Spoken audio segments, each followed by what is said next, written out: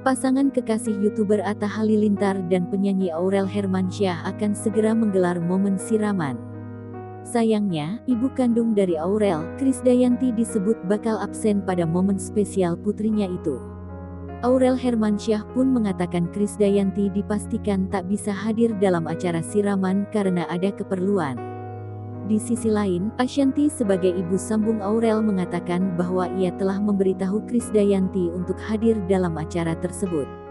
Namun memang karena satu dan lain hal, Krisdayanti terpaksa berhalangan hadir dalam salah satu prosesi pernikahan putri sulungnya.